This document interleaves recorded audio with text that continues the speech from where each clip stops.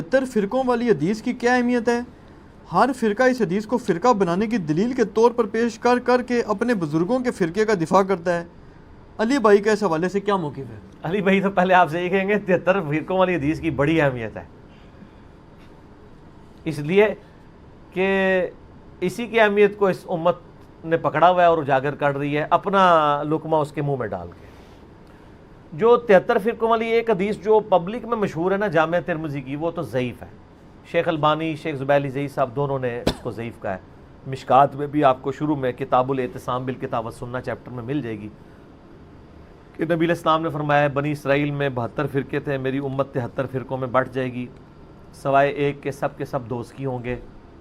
اور پوچھا گیا وہ جنتی گروہ کون سا ہے، تو کہا گیا ما انا علیہ و اصحابی، جس پہ میں اور میرے اصحاب ہیں۔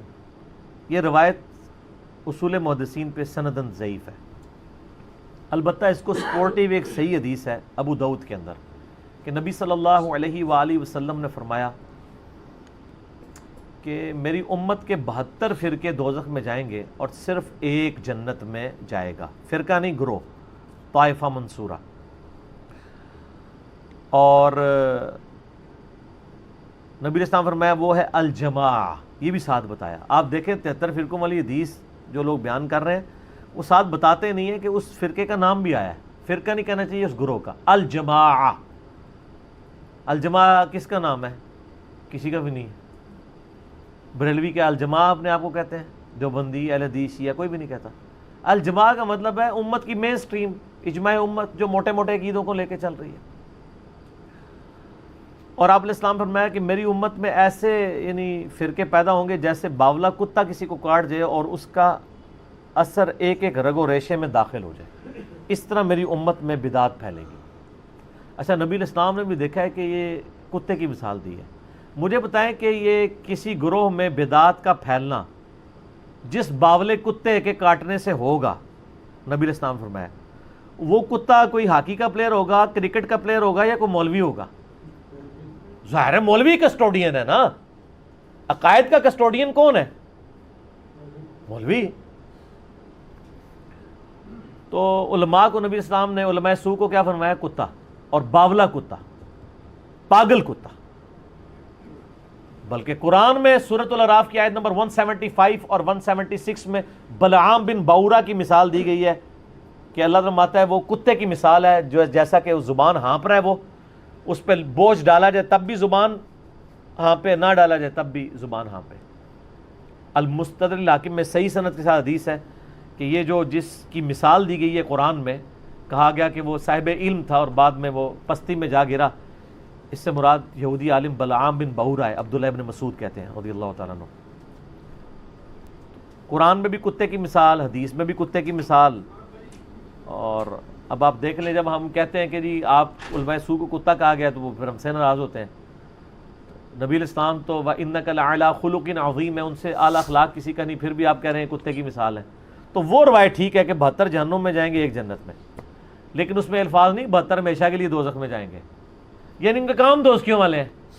ورنہ نبی علیہ السلام یہ کلیئر کرتا ہے کہ 72 تو ہمیشہ کے لیے دوزخ میں ہے اور ایک ہمیشہ کے لیے جنت میں، یعنی اپنے اعمال کی وجہ سے ڈومیننٹ ان کا پورشن جہنم میں جائے گا۔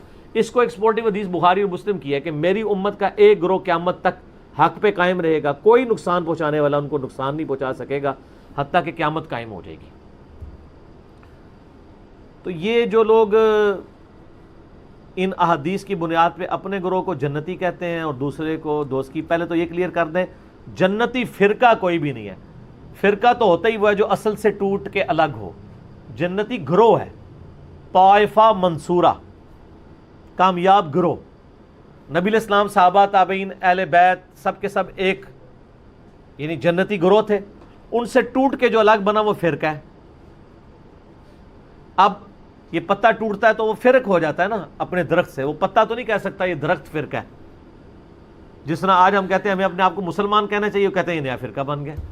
اور فرقہ تو وہ ہے جنہوں نے انڈیا کے شہروں کے نام کے اوپر اپنے آپ کو بانٹا ہوا ہے، بریلی اور دیوبندی، بریلوی دیوبندی دونوں یعنی انڈیا کے شہر ہیں، حالانکہ ہم ان کو پھر مسلمان سمجھتے ہیں، تمام اختلافات کے باوجود ان کی اصلاح کے لیے علمی طریقے سے ان پہ ان کی غلطی ہائی لائٹ کرتے ہیں۔ 73 فرقوں والی حدیث اس والا جو پورشن ابو داؤد کا ہے وہ بالکل ٹھیک ہے، اور اس کا فہم میں جو سمجھتا ہوں وہ میں آپ کو بعد میں بتاؤں گا، پہلے میں وہ وسوسہ اس میں کلیئر کر دوں کہ ہر گروہ یہ کہتے ہیں ہم جنتی، دوسرے دوست کی، تو اس سے آپ کو یہ بات پتہ چل جانی چاہیے کہ اس کا سلوشن کسی کے پاس بھی نہیں ہے، کیونکہ بریلوی اگر اپنے آپ کو طائفہ منصورہ کہتے ہیں، باقی سب کو کہتے ہیں وہ دوست کی ہیں، تو پھر آپ خود سمجھ لیں یہی بات دیوبندی بھی کر رہے ہوں گے۔ پھر ایک عام آدمی کدھر جائے؟ ایک عام آدمی قرآن و سنت پڑھ کے نبی الاسلام کے ساتھ اپنا رشتہ مضبوط کرے، ہر گروہ سے، خواہ وہ کسی مکتب فکر سے تعلق رکھتا ہے، سنی ہو، شیعہ ہو، حنفی ہو، شافعی، مالکی، حنبلی، بریلوی، دیوبندی، اہل حدیث، اہل تشیع، اچھے لوگ جو موجود ہیں جنہوں نے اپنی اصلاح کر لی ہے اور امت کی مین سٹریم سے نہیں ہٹے، انشاءاللہ جنت میں جائیں گے۔ یہ امت کی مین سٹریم سے ہٹنے والے لوگ ہیں جیسے خوارج ہیں، پوری امت سے الگ ہو گئے۔ آج دور اعظم میں قادیانیوں کو آپ کہہ سکتے ہیں پوری امت سے الگ، ایک انہوں نے جھوٹی نبوت کے اوپر ایک پورے کا پوری بلڈنگ کھڑی کر لی۔ یہ وہ گروہ ہیں، بریلوی، دیوبندی، اہل حدیث، شیعہ آپس میں ایک دوسرے کو اس طریقے سے کہہ کے بانٹنے کی کوشش کرتے ہیں، تو اس کا تو کوئی اینڈ نہیں ہوگا۔ باقی یہ جو لوگ کہتے ہیں نا جی وہ فرقوں میں بٹنا ضروری ہے کیونکہ خالی مسلمان کہلانا کافی نہیں، نبی اسلام نے فرمایا تھا کہ فرقے ہوں گے، آپ نے یہ تو نہیں فرمایا تھا فرقے بنانا، آپ نے تو بلکہ ڈرایا ہے۔ یہ تو اسی طریقے سے ہے جیسے مسلم میں حدیث ہے، صحیح مسلم میں، کہ نبی اسلام نے فرمایا قرب قیامت میں عورتیں ایسا لباس پہنیں گی گویا کہ ننگی نظر آ رہی ہوں گی، چست لباس ہوگا یا باریک۔ اس سے کوئی یہ رزلٹ نکالے گا کہ چونکہ اب قیامت آنے والی ہے لہٰذا ہم اپنی عورتوں کو ننگا لباس پہنائیں، یہ رزلٹ نکالنا چاہیے؟ تو فرقوں والی حدیث سے یہ رزلٹ کیوں نکال رہے ہیں کہ فرقے بنائیں؟ وہ تو کنڈیم کیا گیا ہے، کنڈیم کیا ہے قرآن میں، وَاعْتَصِمُوا بِحَبْلِ اللَّهِ جَمِيعًا وَلَا تَفَرَّقُوا، اللہ کی رسی قرآن کو مضبوطی سے تھام لو، فرقوں میں مت بٹو۔ قرآن جب منع کر رہا ہے فرقے بنانے سے تو حدیث میں تو صرف خبر ہے، حکم نہیں ہے۔ حدیث تو بتا رہی کہ ایسا ہو جائے گا، بچ جانا، جیسا کہ ایسا ہو جائے گا کہ عورتیں چست لباس پہنے گی، تم بچ جانا۔ انہوں نے اسے حکم بنا لیا ہوا ہے، یعنی کامن سینس بھی نہیں، لیکن common sense is not so common, common sense بھی کم لوگوں میں ہی ہوتا ہے نا، اتنا کامن بھی نہیں ہوتا۔ اور آپ دیکھیں فرقہ واریت کا عفریت اور جن اور بدعت اتنی خطرناک چیز ہے کہ یہ شوگر کوٹڈ کر کے ہر مسلمان نے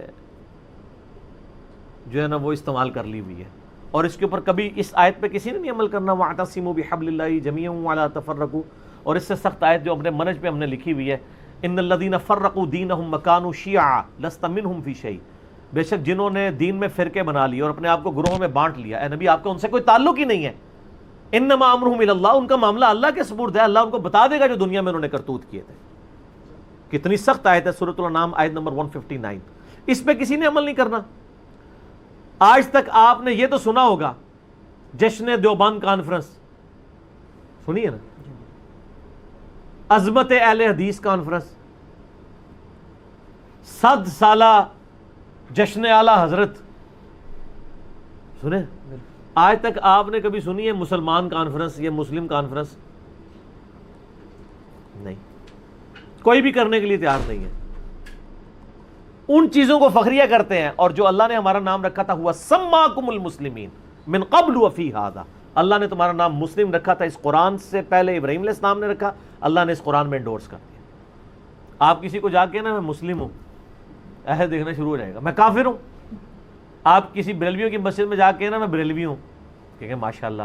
آپ کہیں دیوبندی ہوں، تھوڑا سا منہ چڑھائے گا لیکن کہے گا ہاں دیوبندی بھی ایک فرقہ ہے، وہ فلاں جگہ ان کی مسجدیں ہیں۔